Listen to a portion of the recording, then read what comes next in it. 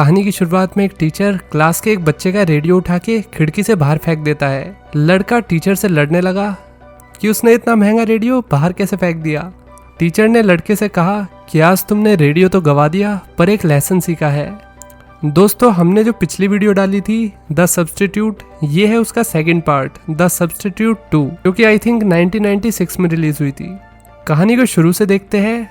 दो कार बड़ी तेजी में जा रही थी। एक कार दूसरी कार का पीछा कर रही थी। आगे वाली कार में एक लेडी बैठी हुई और पीछे वाली कार में दो गुंडे उसका पीछा कर रहे थे, मानो वो लेडी को लूटना चाहते हो। लेडी ने गुंडों से भागने का ट्राई किया, उन्हें जाने के लिए भी कहा, मगर बदमाश कार की साइड में आकर उसे रोक के कहते हैं बाहर निकलो नहीं तो तुम्हें मार डालेंगे। लेडी बाहर निकली तो गैंगस्टर्स ने कार का शीशा तोड़ के उसे बाहर निकाला। तभी एक आदमी आकर गुंडों से कहता है कि रुक जाओ, जिसके चलते बदमाशों ने उसे गन पॉइंट पे ले लिया। आदमी आगे आता गया। एक बदमाश ने आदमी का नाम लिया रैंडल थॉमसन, जैसे वो रैंडल को जानता हो, पर रैंडल उन्हें नहीं जानता क्योंकि उन्होंने एक घटिया सा अमूल माचो का मास्क लगा रखा है ना, इसलिए। रैंडल ने मामला शांत करने की कोशिश की। पीछे से लेडी कार से निकल के भागने लगी। गुंडों ने उसके पैर पे गोली चला दी। रैंडल ने लेडी को बचाने के लिए गुंडों पे हमला किया। इसी सब में एक गोली उसे भी लग गई। रैंडल गिर गया। बदमाश आपस में लड़ने लगे कि ये तो कुछ ज्यादा ही हो गया भाई साहब, इतना भी नहीं करना था। एक मास्कमैन डर गया, वहीं दूसरे ने और गोलियां चला के रैंडल को पूरी तरह खत्म कर दिया। चेक करने पे उन्हें रैंडल के जेब से पुलिस बैच मिला। दोनों बैच लेकर भाग गए। गली में एक शॉप ओनर ने सब कुछ देख लिया था। उसने पुलिस को कॉल करके बता दिया कि क्या कांड हो गया उसकी दुकान के सामने। रैंडल का फ्यूनरल रखा गया। रैंडल मिलिट्री बैकग्राउंड से आता है। उसकी स्किल्स मर्सनरी यानी कि किराए के सैनिक वाली थी। रैंडल की बेटी एना फ्यूनरल में अपनी मैम कैरा के साथ आई। थोड़ी देर में रैंडल का भाई कार्ल भी फ्यूनरल में आ गया। एना अपने चाचा को देख के शॉक हो गई क्योंकि उसने बहुत टाइम से उन्हें देखा था। अब एना का कोई नहीं था तो उसके चाचा के आने से लड़की को थोड़ा तो सपोर्ट मिला।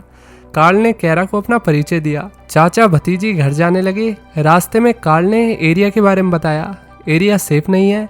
रैंडल अक्सर जस्टिस के लिए गुंडों से भिड़ जाया करता था। जिस दिन उसकी मौत हुई उस दिन वो दुकान से दही लेने जा रहा था। एना बोली, पापा हमेशा से आपके पास आकर आपसे मिलना चाहते थे पर वो कभी नहीं गए। एना अब अकेले नहीं रहना चाहती है। कार्ल ने वादा किया कि वो कहीं नहीं जाएगा। अभी कार्ल एना के साथ ही रुकेगा। स्कूल के पास कार्ल ने देखा कि कुछ बच्चे एक लड़की को परेशान कर रहे थे। कार्ल लड़की के पास जाके पूछने लगा, तुम ठीक हो? लड़की बिना कुछ कहे चली गई। उन्हीं लड़कों ने फिर कार्ल का पीछा करके उसे डराने की कोशिश की। क्या तुम मेरा पीछा कर रहे हो? गुंडे धमकाते हुए कहते हैं, ये एरिया हम चलाते हैं। कार्ल शांत रहा। तभी पुलिस कार आ गई और गुंडे डर के भाग गए। पुलिस कार के जाते ही गुंडे वापस कार्ल के पास आकर व्हाट द हेल गोलियां चलाने लगे। कार्ल ने स्टंट मारे और एक लड़की के हाथ से गन छीन के उसको पकड़ने की कोशिश की। भाई साहब क्या रिस्क ले रहा है। अब इसके बाद कार्ल अपने पुराने दोस्त जो से मिलने एक शांत सी जगह आ गया। जो शेल के साथ काम कर चुका था, जिसको रैंडल ने बाद में आकर रिप्लेस किया। शेल याद है ना आपको, पिछले पार्ट वाला हीरो। कार्ल जो से मदद मांगता है कि वो अपने भाई के कातिल और उस गैंग को पकड़ना चाहता है जिसने ये सब किया। जो कार्ल के पैसे ऑफर करने से पहले ही मान गया। रात को दोनों बार में मिलकर प्लान बनाने लगे। जो ने बताया कि स्टोर ओनर ने सब कुछ देखा था पर अब वो किसी से बात नहीं कर रहा, ना कुछ बता रहा है, वो डरा हुआ है। ओनर ने किलर का चेहरा नहीं देखा पर किलर लैंट्रो हाई स्कूल के स्टूडेंट और ब्रदरहुड गैंग का मेंबर है। दोनों गुंडों ने अमूल माचो का मास्क पहना हुआ था। ओनर ने दावे के साथ बताया है कि गुंडे हाई स्कूल के थे।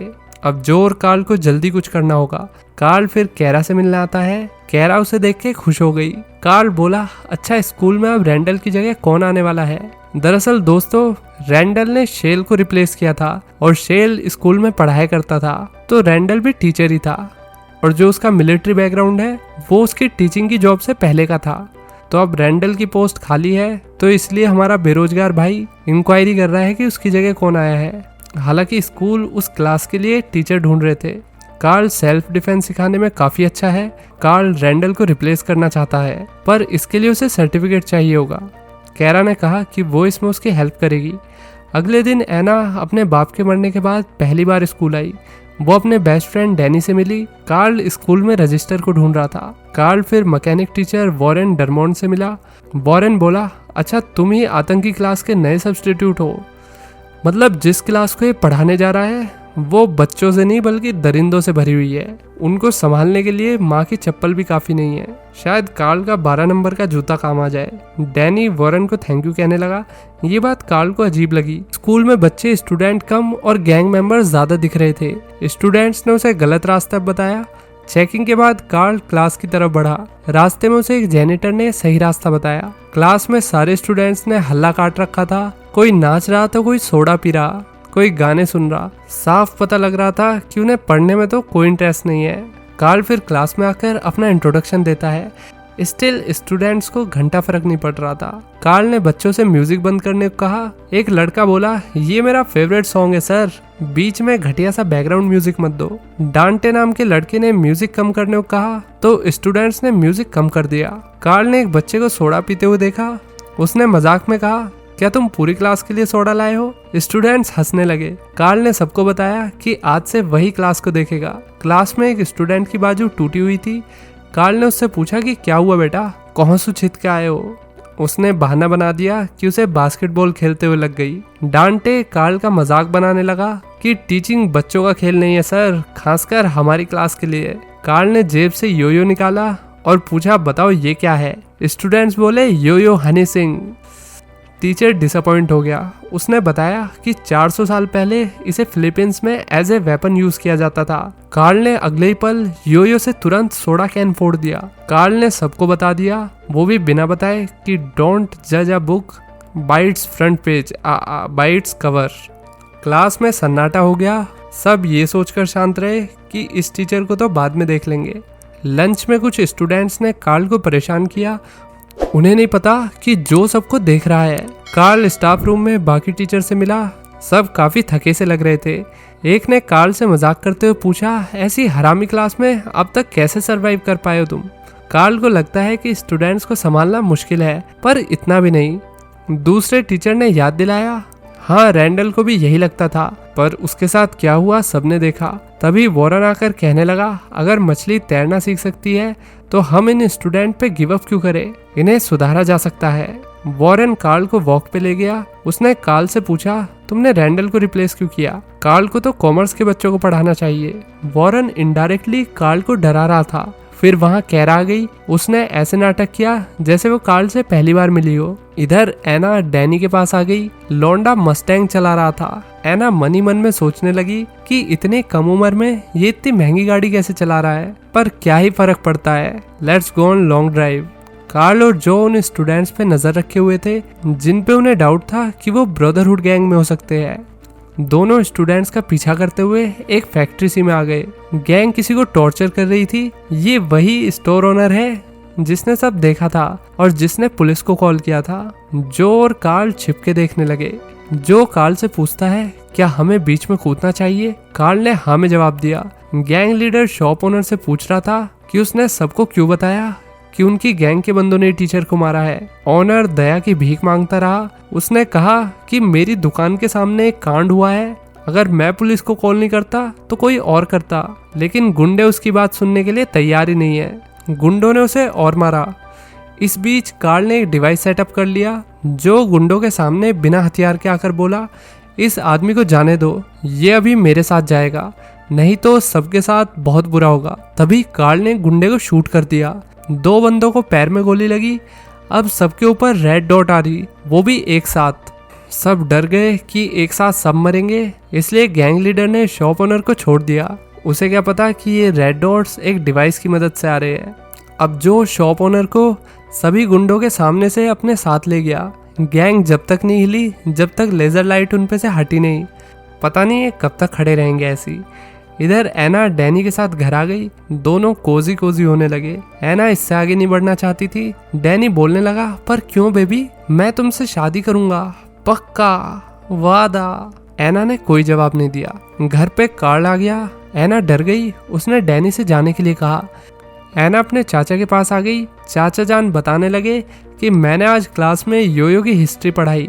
एना ने पूछा कि हिस्ट्री में आपने कौन कौन से बादशाह के बारे में बताया। तो कार्ल ने हंसते हुए कहा कि योयो की हिस्ट्री में तो एक ही बादशाह है। उसी रात उस खतरनाक क्लास के कुछ बच्चे कार को चोरी करने का प्लान बनाते हैं। मेस, जो कि इन सब में सबसे ज्यादा बदमाश है, वो एक कार के पास जाके उसका शीशा तोड़ देता है। कार का सायरन बजा तो उसके दोस्त ने अलार्म ऑफ कर दिया। दोनों शांति से चोरी करके निकल गए। जो उन्हें छिपकर देख रहा था। इधर कार्ल कैरा के साथ मजे कर रहा। वो अपने पास्ट के बारे में कैरा को बता रहा। रैंडल उसका भाई ही नहीं बल्कि उसका बहुत अच्छा दोस्त भी था। वो साथ में ही मर्सनरी थे। कैरा ने पूछा कि तुम टीचर क्यों बने, तो कार्ल ने बताया कि वो अपने भाई रैंडल से इंस्पायर हुआ था, इसलिए वो टीचर बना। अचानक उसे जो का कॉल आया। जो ने कार्ल को सब बता दिया। उसने उसे जल्दी से बुलाया भी ताकि वो मेस और उसकी गैंग को देख सके कि वो कहाँ गए हैं। कार्ल कैरा से बाय बाय कह के चला गया। कैरा बेचारी उदास हो गई। कार्ल आ गया। जो ने वो जगह दिखाई जहां मेस ने चोरी वाली कार पार्क की थी। कार्ल कुछ करना चाह रहा था लेकिन जो ने उसे शांत रहने के लिए कहा। आने वाले दिन और ज्यादा इम्पोर्टेंट होने वाले हैं। जो ने एक रिकॉर्डिंग चलाई जिससे पता चला कि गैंग कार्ल पे अटैक करने वाली है। अगले दिन कार्ल क्लास में ऐसा आया जैसे आज का दिन भी नॉर्मल है। डांटे ने कार्ल पर सार्केज्म करते हुए कहा, मैन विद योयो आ गए। कार्ल हंस के अपनी सीट पे बैठा। उसने पढ़ाना शुरू किया। जिस बंदे का हाथ टूटा हुआ था वो वॉशरूम का बहाना करके क्लास से चला गया।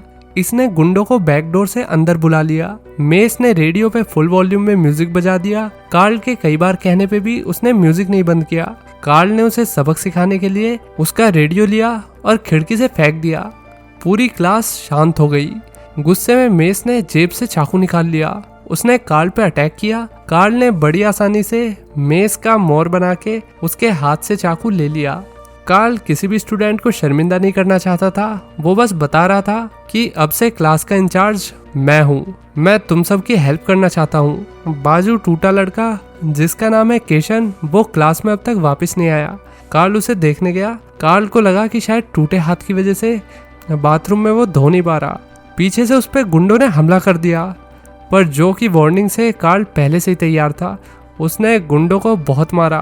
केशन वॉशरूम से आवाज सुन के खुश हो रहा कि बढ़िया है, अब इसे पता चलेगा यो कौन है और बादशाह कौन है। वो वापस आकर क्लास में बैठ गया। उसने क्लास में आकर सबको बताया कि कार्ल बाथरूम में कुट रहा है, पर मेस को इस सब में नहीं पड़ना। वो कार्ल की कही हुई बात सोचने लगा। इधर कार्ल लड़ता रहा। उसने एक गुंडे की गुद्दी पकड़ के पूछा, क्या तुमने मेरे भाई को मारा है? गुंडे ने ना में जवाब दिया। लड़ाई शांत हो गई। कार्ल ने बाल सेट कर लिए। कार्ल अपनी घड़ी पहन रहा था कि तभी बाथरूम में जेनेटर आ गया। वो कार्ल की तारीफ करने लगा। ये वही सफाई वाला बंदा है जिसने शुरू में कार्ल को क्लास का रास्ता बताया था। इसका नाम है जोनाथन बार्टी। भारती नहीं, बार्टी। जोनाथन ने आज तक किसी टीचर को इतना बढ़िया लड़ते हुए नहीं देखा था। ऐसे मूव्स तो ग्रीन बैरेट्स में यूज होते हैं। जोनाथन को सब इसलिए पता है क्योंकि वो 1971 से 1972 में फर्स्ट बटालियन में सर्विस दे चुका है। जॉन को नहीं लगता कि हमला करने वाले लोग स्टूडेंट थे। उसे लग रहा है कि किसी ने उन्हें अंदर बुलाया है। जॉन समझ गया कि कार्ल बस एक टीचर तो नहीं है। कार्ल कोडिंग में बोला 4630 से 4636। इसका मतलब वो एक मिशन पे था। जॉन भी लाइक, ये मुझे पता था, तुम एक अंडर कवर हो। जोनाथन ने कहा कि वो बाथरूम की सारी सफाई कर देगा, तुम क्लास में जाओ। बाद में जॉन उससे बेसमेंट में मिलेगा। कार्ल क्लास में ऐसे आया जैसे कुछ हुआ ही नहीं हो। इवन उसे देख के ये भी नहीं लग रहा था कि उसका पेट खराब हो। टूटी बाजू वाला बंदा अब क्लास का सेंटर ऑफ अट्रैक्शन बन गया। कार्ल ने उससे पूछा, तुम ठीक हो ना? सारे बच्चे टूटन की तरफ अजीब तरीके से देखने लगे। क्लास के बाद कार्ल ने मेस को रोक के पूछा कि रेडियो महंगा था क्या? मेस बोला हाँ। कार्ल ने उसे बताया कि वो चाहता है कि वो स्टूडेंट्स की लाइफ अच्छे के लिए बदल पाए।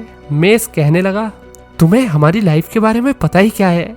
मेरा बाप जेल में है, मेरे भाई को किसी ने मार दिया और मुझे नहीं पता कि मेरी माँ कहाँ है। अब गैंग ही मेस का सब कुछ है। कार्ल ने उसे समझाया कि तुम्हारे पास अभी भी एक अलग रास्ता चुनने का मौका है। मेस दुखी होकर कार्ल को योयो वापस करके वहाँ से चला गया। टूटन और उसके दोस्त बाथरूम चेक करने आए तो वहाँ सब कुछ नॉर्मल था। टूटन को पता लग गया कि कार्ल ने गैंग का मोर बना के उन्हें भगा दिया, मगर उसके दोस्तों को भरोसा ही नहीं हुआ। कार्ल फिर जोनाथन से मिलने बेसमेंट में आया। जोनाथन यहीं रहता है। उसने कार्ल को अपनी प्राइवेट कलेक्शन भी दिखाई जो जोनाथन को मिलिट्री के टाइम पे मिली थी। कार्ल जोनाथन से इम्प्रेस हो गया। बातें करते हुए दोनों खुले और कार्ल ने बताया कि वो अपने भाई के कातिलों को ढूंढ रहा है। दोनों ने सोडा पिया। अब जोनाथन ने बताया कि उसे अक्सर रात में कुछ आवाजें सुनाई देती थी, पर जब भी वो गेट खोलकर चेक करता तो बाहर कोई नहीं होता। कार्ल ने कहा कि वो उसके साथ मिलकर इस बात का पता लगा लेगा। एना घर जा रही थी। रास्ते में उसे ब्रदरहुड गैंग ने रोक के धमकाते हुए कहा कि अपने चाचा से कहना अपने काम से मतलब रखे, हमारे काम में घुसने की ज़रूरत नहीं है। रात को एना ने अपने चाचा को सब बताया। कार्ल ने उससे कुछ दिन घर पे रहने के लिए कहा। एना को आइडिया अच्छा नहीं लगा। स्टिल बात मानते हुए वो घर पे रुक गई। रात को कार्ल जो और जोनाथन से मिला। तीनों आवाज कहाँ से आती है इसका पता लगाने आए थे। तीनों गैराज की तरफ चुपचाप गए। जॉन ने उन्हें एक सीक्रेट पैसेज भी दिखाया। कार्ल ने देखा कि वॉरेन और कुछ स्टूडेंट कुछ कार्स के साथ छेड़खानी कर रहे हैं, कुछ तो इलीगल चल रहा है। कार्ल ने आकर सबको बताया कि वॉरेन चॉप शॉप चला रहा है। वो 3-4 कार को डैमेज करके उनके पार्ट्स को बाजार में मार्केट प्राइस पर बेच रहा। इससे वो महीने के कम से कम $10,000 कमाता होगा। अच्छा, तभी स्टूडेंट्स कार को चोरी कर रहे थे। वॉरेन को डांटे ने कॉल करके बताया कि उनकी एक चोरी गाड़ी पुलिस को मिल गई है। पुलिस ने उनका पीछा किया और तो और मेस मर चुका है। वॉरेन को मेस के मरने पे कोई दुख नहीं हुआ। स्कूल में कार्ल ने स्टूडेंट्स को मेस के बारे में बताया। डांटे बोला एटलीस्ट उसने रिस्क लिया, जो हुआ सब उसी की वजह से हुआ। कार्ल इस बात से सहमत नहीं है। स्कूल कोई जंग का मैदान नहीं है, किसी भी स्टूडेंट को अपनी जान नहीं गंवानी चाहिए। इस पे डांटे का कहना था कि बाहरी दुनिया तो जंग का ही मैदान है ना, उनके जैसे लोगों को हर चीज के लिए लड़ना पड़ता है, उन्हें सब कुछ कार्ल की तरह बैठे बैठाए नहीं मिल जाता। डांटे मेस की मौत का जिम्मेदार पुलिस को ठहरा रहा था। कार्ल को डांटे पे शक हो गया कि रैंडल की मौत में उसका जरूर हाथ है। कार्ल कैरा के पास आकर वॉरेन के बारे में पूछता है। कैरा बोली वॉरेन स्कूल में तो अच्छे से रहता है, पर बाहर वो काफी कंट्रोलिंग है। एक बार उसने वॉरेन को डेट किया था, पर उसके पॉसेसिव नेचर की वजह से कैरा ने वॉरेन को छोड़ दिया। स्कूल में कार्ल ने कैरा से वॉरेन की बैकग्राउंड डिटेल ढूंढने के लिए कहा। वॉरेन उनकी बातें सुन रहा था। शाम को कार्ल जो के साथ घर आया। कैरा ने कॉल करके बताया कि उसे ऑनलाइन कुछ मिला है। जो कार्ल के साथ कैरा के घर के लिए निकल गया। जाने से पहले कार्ल ने एना को समझाया कि किसी के लिए भी गेट मत खोलना। इधर कैरा के घर पे किसी ने घंटी बजाई। ये वॉरेन था। वॉरेन कैरा के लिए खाना लाया था। उसने कहा कि वो उसके पास वाले घर में ही शिफ्ट हुआ है। कैरा को कुछ सही नहीं लग रहा था। उसने जल्दी से वो फाइल छिपा दी जो वो कार्ल को देने वाली थी। वॉरेन कैरा से नॉर्मल फ्रेंड की तरह बातें करने लगा। इधर एना चुपचाप अपने बॉयफ्रेंड से मिलने उसके घर आ गई। दोनों ने साथ में मस्ती की। डैनी एना के पास आना चाह रहा था, पर लड़की ने मना कर दिया। उसे चीजें इतनी जल्दी नहीं चाहिए। फिर डैनी बाथरूम में चला गया। एना ने टेबल पे प्रोटेक्शन देखी तो लड़की थोड़ी अनकंफर्टेबल हो गई। उसने प्रोटेक्शन ड्रॉर में रखा तो उसे बैज दिखा। ये बैज तो रैंडल का है। एना अपने बाप का पुलिस बैज देख के रोने लगी। उसने और ढूंढा तो घर में उसे ब्रदरहुड गैंग की वो अमूल माचो का मास्क भी मिला। एना कपड़े पहन के जाने वाली थी, तभी डैनी आ गया। एना ने डैनी से पूछा कि तुमने मेरे पापा को मारा है। डैनी ने बताया कि तुम्हारा बाप ब्रदरहुड मनी के साथ मैस कर रहा था। एनी ने एक लात मार के डैनी के मुंह पे एक कांच का जार फेंक के मारा और लड़की भागने लगी। हालांकि डैनी ने उसे पकड़ लिया, फिर भी लौंडिया बहादुर निकली। वो डैनी के हाथ नहीं आई। इधर कैरा पे वॉरेन ने अटैक करके उसे अपनी असली वॉयलेंट साइड दिखाई। Perfect husband material for domestic violence. उसने कैरा को बहुत मारा और कार्ल के बारे में पूछा। कैरा ने हार मान के बता दिया कि कार्ल रैंडल का भाई है। कैरा फिर ऊपर भागने लगी, मगर वॉरेन ने उसके पैर पकड़ लिए और उसे नीचे गिरा दिया। कई बार मारने के बाद उसने कैरा को शूट कर दिया। वॉरेन ने फिर अपने आदमियों को कार्ल को मारने का ऑर्डर दिया। वॉरेन बिल्डिंग से जाने लगा कि गेट पे उसने जो और कार्ल को देखा। वो जल्दी से छिप गया। किसी ने वॉरेन को नहीं देखा। ऊपर आकर कैरा को देख कार्ल एकदम टूट सा गया। उसे कैरा की फाइल मिल गई। फाइल में वॉरेन की डिटेल्स थी। वो former US marine Corp agent रह चुका है। उसे सम्मान के साथ डिस्चार्ज किया गया, पर शक था कि वॉरेन 1986 में हॉन्डुरस में किन्हीं इलीगल एक्टिविटीज में शामिल था, पर वॉरेन ने ऐसा कुछ भी एक्सेप्ट नहीं किया। कार्ल घर आया। एना ने उसे बैज दिखा के सब बता दिया कि डैनी ने सब कुछ किया है। उसने रैंडल को मारा है। डैनी ने ये सब इसलिए किया था ताकि वो वॉरेन को बता सके कि वो उसकी गैंग में शामिल होने के लिए तैयार है। अब कार्ल अपने हथियार सेट करके सब सही करने निकल गया। जो उसे लेने आ गया। दोनों हाई स्कूल की तरफ जाने लगते हैं। जो बोला कि वहाँ 4 कार में भर के बंदे हैं और हम बस 3। लेकिन कार्ल रेडी था। गैंग भी आ गई, उनके पास बहुत सारे हथियार है। आज गैंग का प्लान कार्ल को जान से मारने का था। कार्ल और जो जोनाथन से मिले। जोनाथन ने उनके लिए गेट खोले, पर गैंग पहले से स्कूल में घुस गई थी। गैंग ने तीनों पे फायरिंग कर दी। स्कूल जंग के मैदान में बदल गया। काफी सारे गैंग मेंबर्स मर गए। जोनाथन, जो, कार्ल तीनों सेफ थे। वो एक कमरे में आकर दरवाजा लॉक कर देते हैं। जो को एक गोली लग गई थी, उन्हें लग रहा कि वो हॉल में फंस गए हैं। कार्ल ने सामने पड़ा गैस टैंक देखा तो उसे एक आइडिया आया। कार्ल ने गैस टैंक गेट के पास रख दिया। फिर गैंग ने जब गोलियां चलाई तो गैस टैंक फट गया और सारे मेंबर्स पीछे जाके पड़े। कुछ मर गए तो कुछ घायल हो गए। मौके का फायदा उठाते हुए कार्ल अपनी टीम के साथ वहां से निकल गया। जोनाथन कार्ल और जो को टनल के रास्ते वहां ले आया जहां उसने अपने पुराने हथियार रखे हुए थे। तीनों ने गन्स लेकर रिलोड की। गैंग भी टनल में आके गोली चलाने लगती है। इस बार और मेंबर्स भी मारे गए। जॉन ने स्मोक ग्रेनेड भी फेंके। तभी गैंग का लीडर आ गया। उसने कार्ल को गन पॉइंट पे ले लिया। जॉन ने स्मोक बॉम्ब से ध्यान भटकाया। धुआं साफ होते ही गैंग गोली चलाने लगी। कार्ल ने लीडर को पकड़ा हुआ था। गलती से गैंग ने अपने लीडर का गेम बजा दिया। कार्ल ने घायल लीडर से सवाल जवाब किए। पता लगा कि सबके पीछे मैकेनिक टीचर वॉरेन है। कार्ल फिर बिना टाइम वेस्ट किए वॉरेन की क्लास में आकर उससे पूछने लगा, क्या तुमने कैरा को मारा है? कैरा की फाइनल रिपोर्ट से पता चलता है कि वॉरेन ने उसे मारा है। वॉरेन डर गया। स्टिल वो शांत रहा। उसने कुछ भी एक्सेप्ट नहीं किया। वॉरेन ने क्लास को कार्ल का पास्ट बताया कि वो मर्सनरी था। उसने सूटकेस निकाल के कार्ल पे अटैक करने का ट्राई किया, पर ऐसा नहीं हुआ। कार्ल ने उसे पकड़ लिया। दोनों की तगड़ी लड़ाई शुरू हो गई। दोनों ही ट्रेंड बंदे हैं। वॉरेन ने फिर एमिटर लेकर कार्ल पर चला दिया। कार्ल ने घूसे लात से उसे नीचे गिरा के एक बल्ब वॉरेन की आंख में घुसा दिया। स्टूडेंट लड़ाई देख रहे तो वो कंफ्यूज हो रहे कि किसे सपोर्ट करे, पैसा कहाँ दुगना होगा। वॉरेन ने हार नहीं मानी और वो लड़ता रहा। फिर कार्ल ने उसे खिड़की से बाहर फेंक दिया। दोनों बाहर लड़ने लगे। सब नीचे आ गए। एना ने अपने अंकल को देखा तो वो भी नीचे आ गई। लड़ाई चलती रही। वॉरेन ने स्क्रू ड्राइवर लिया और कार्ल की बाजू में घुसा दिया।